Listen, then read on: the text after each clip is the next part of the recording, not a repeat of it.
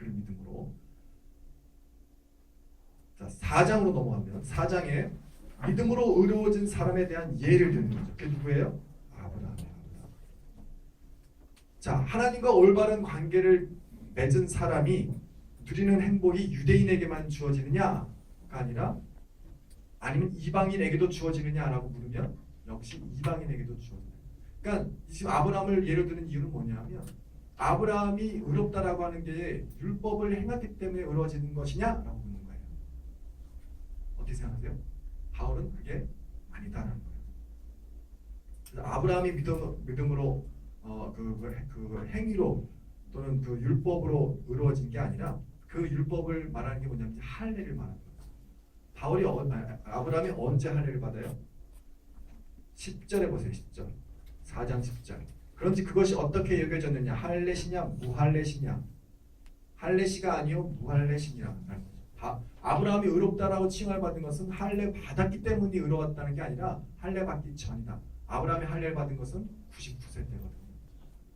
그러면 그 전에 이미 아브라함은 의롭다함을 받았다. 즉 그러니 이방인들도 할례를 안 받았어도 예수를 믿음으로 의로워질 수 있다를 얘기하는 거예요. 지금.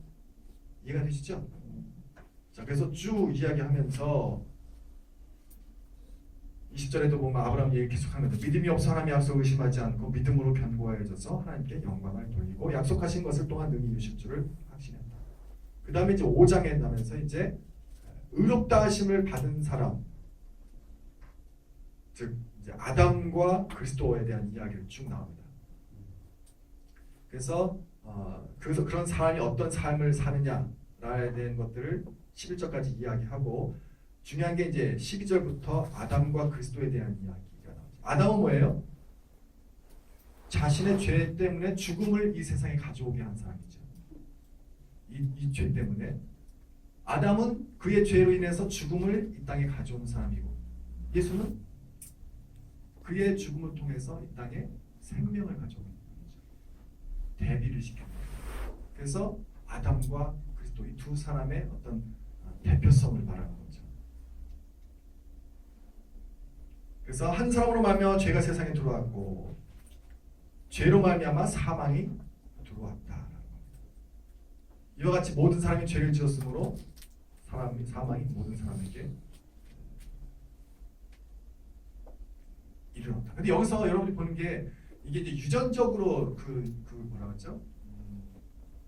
한 사람으로 죄를 아담이 져서 우리가 그 유전을 받아서 우리도 그 원죄라고 하죠. 나도 그냥 아무 생각 없이 죄가 지어진 거야 그냥. 이해가 돼요? 지금 이게 무슨 말인지?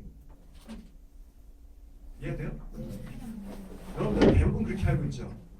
유전이다 이것처럼 내가 아담이 죄를 지었기 때문에 나랑 의외 상관없이 나는 그냥 그 죄로 인해서 나는 원죄, 오리지널 신이라고 하는 거죠. 그렇게 나는 안고 태어났다라고 생각하는데 그게 번역이 여기서 조금 번역이 오역해서 오해가 생깁니다. 자, 다시 보세요.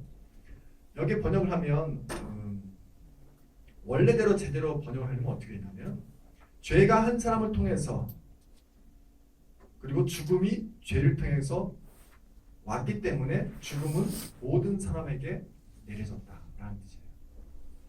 다시요. 죄가 한 사람을 통해서 그리고 그 결과로 죽음이 내려졌죠.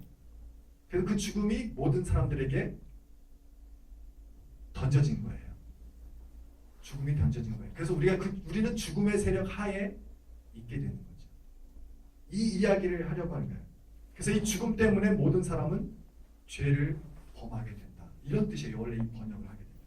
이 죽음 때문에 모든 사람은 죄를 범하게 된다.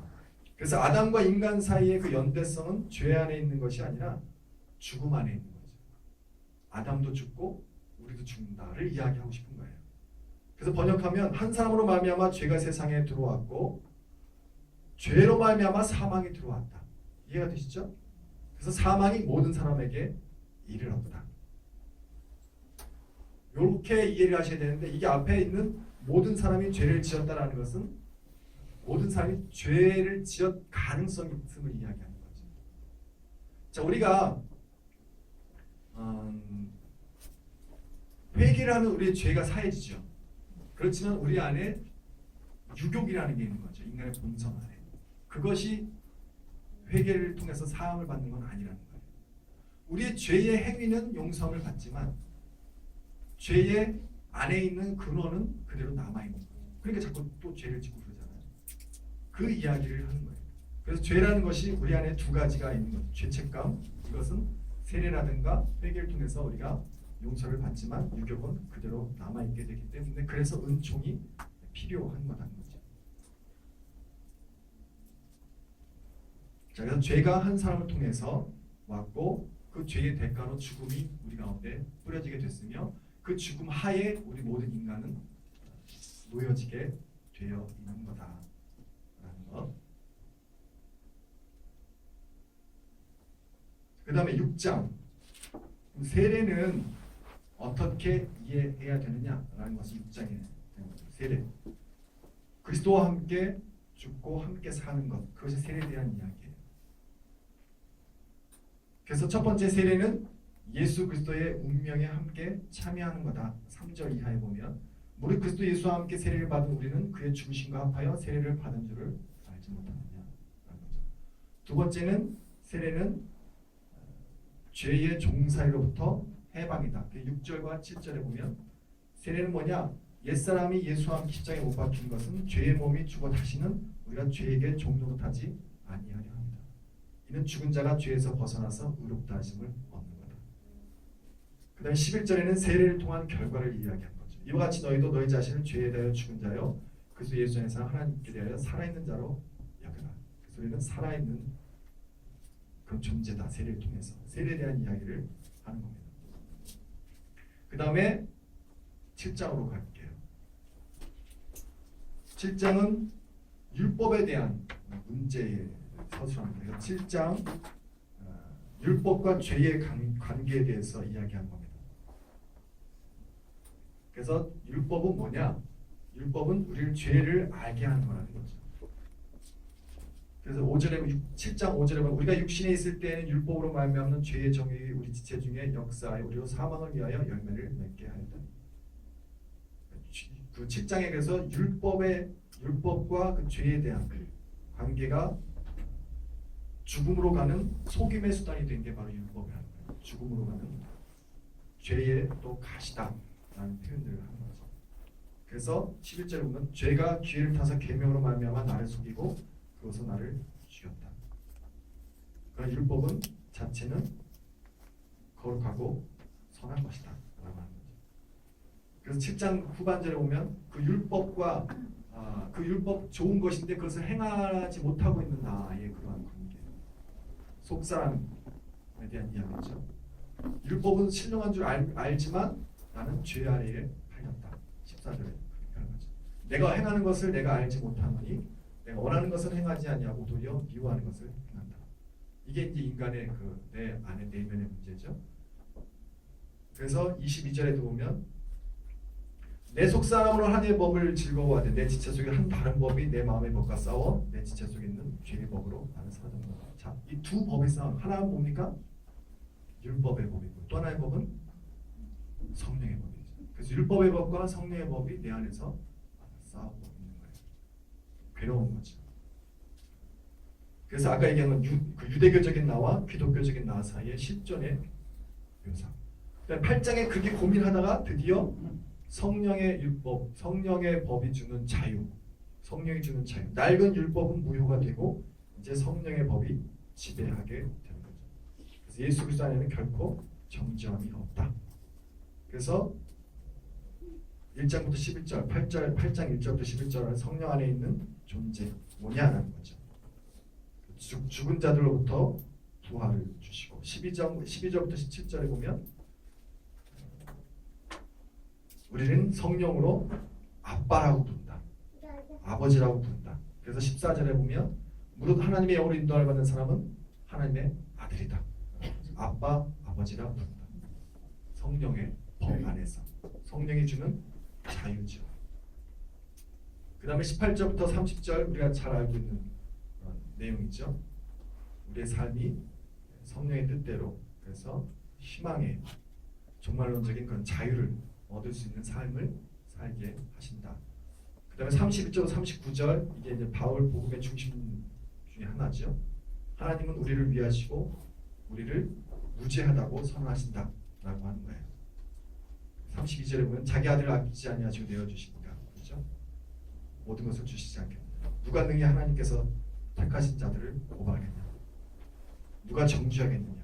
그러니까 우리는 무죄하다는 거예요. 예수 안에 있는 우리들은 무죄한 사람들이다. 그리고 그 사랑은 누구도 끊을 수가 없다는 거죠. 내가 확신하니 사망이나 생명이나 하나님의 사랑에서 끊을 수가 없다라고 하는 겁니다.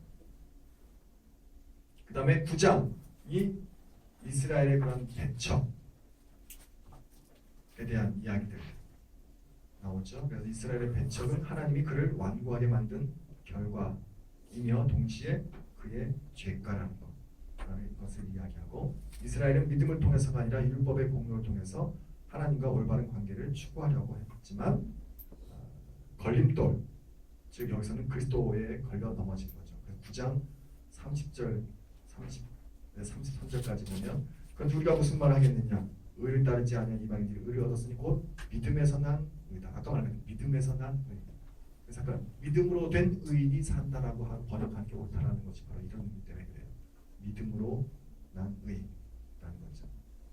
그래서 걸림돌과 마지막 그 9장 33절에 기록된 바 내가 걸림돌과 거치는 바위를 시온에 둔 놈이 그를 믿는 자는 부끄러움을 당하지 아니에요. 정말 걸림돌이 바로 그리스도인 거죠. 그다음 10장에 가서 쭉 이야기하는 것.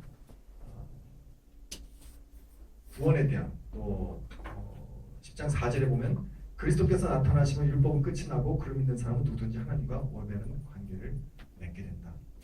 그리스도는 모든 믿는 자에게 의를 이루기 위하여 율법의 마침이 되었다라는 거.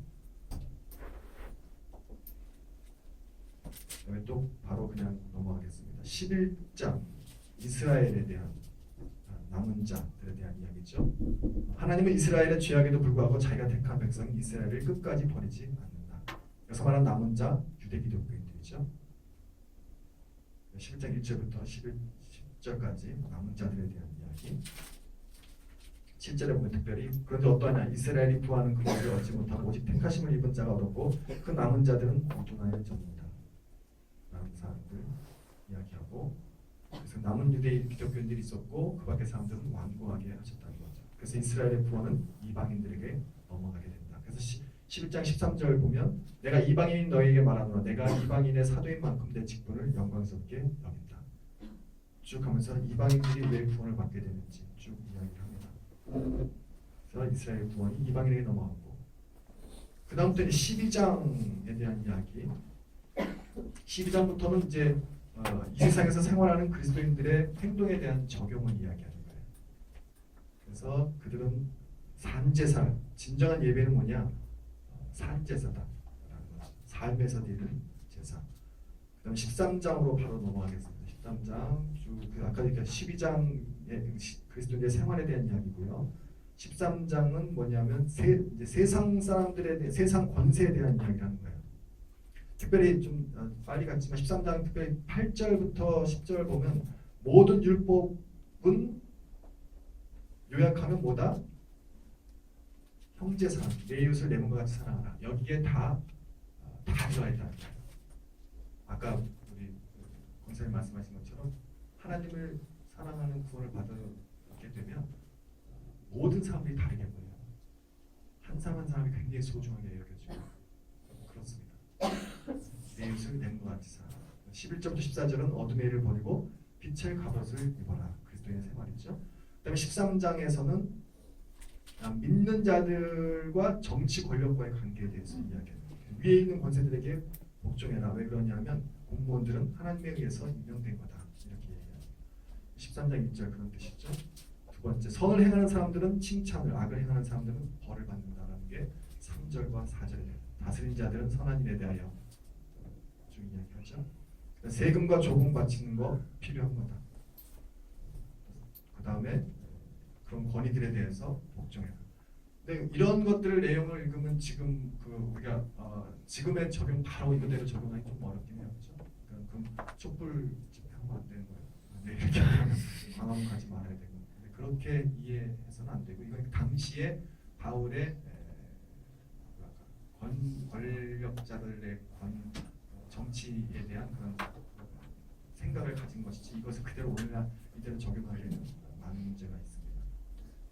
그 다음에 14장 강한 자들과 약한 자들 사이에 갈등이 있다는 거죠. 그 문제의 중심에는 음식입니다.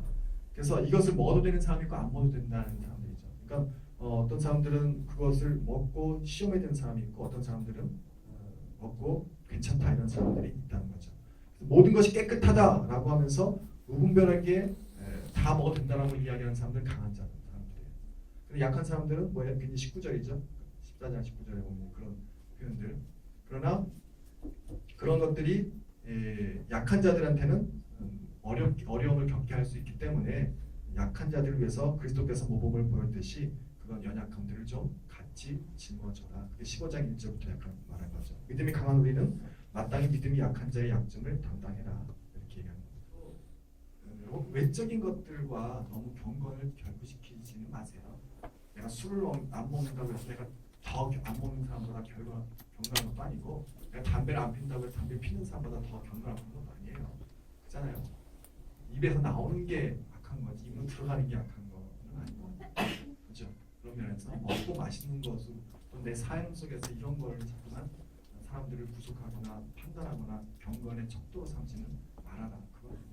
그것 자체로 선이다 아니다 이런 걸 하지는 말아라. 아셨죠? 여기까지